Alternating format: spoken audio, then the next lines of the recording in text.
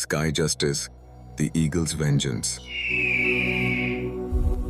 आकाश की ऊंचाइयों में जहां बादल भी रुककर सलाम करते हैं, वहां राज करता है एक शिकारी, ईगल।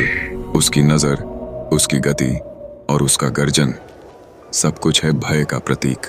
लेकिन इस कहानी में शिकार कोई और था और शिकारी भी।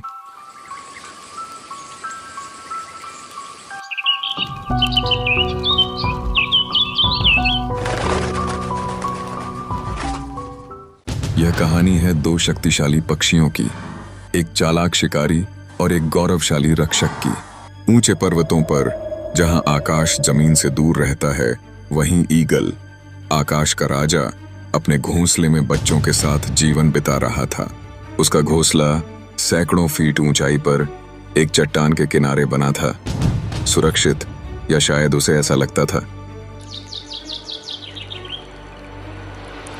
लेकिन एक दिन आकाश में एक काली परछाई मंडराई। यह कोई आम पक्षी नहीं था, यह था रेवेन, एक चालाक, निडर और शिकार करने में माहिर पक्षी। उसने उस घोंसले पर नजर डाली और जैसे ही ईगल शिकार के लिए गया, रेवेन ने मौका देखा। वो घोंसले में उतरा और कुछ ही पलों में ईगल के मासूम बच्चों को बेरहमी से मारना शुरू कर दिया। बच्चों की आवाज मदद की गुहार लगा रही थी। न कोई दया, न पछतावा, केवल काला सन्नाटा बाकी रहा। रेवन के हमले में एक बच्चे की मौत हो गई और बाकी बच्चे घायल हो गए। कुछ समय बाद ईगल लौटा, लेकिन उसका संसार उजड़ चुका था। उसके बच्चे का शरीर, उसके जीवन का केंद्र, अब केवल यादें बन चुके थे। उसकी आंखों से आंसू थम नहीं रहे थे, गुस्सा जल रहा था। अब यह युद्ध था। ईगल ने उस रेवन को खोज निकाला।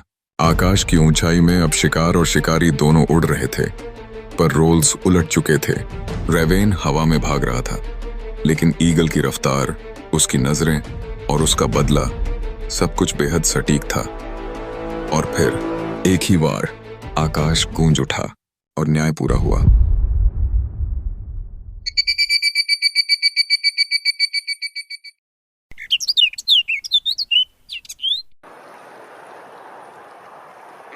यह कहानी केवल एक बदले की नहीं थी, यह थी मातृत्व, न्याय और जंगल के नियमों की, जहां दया नहीं, केवल संतुलन चलता है।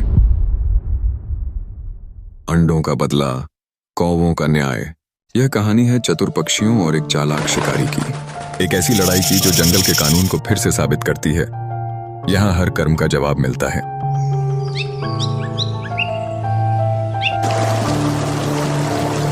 गर्मियों की एक शांत दोपहर थी। एक पेड़ की ऊंचाई पर कौवे का जोड़ा अपने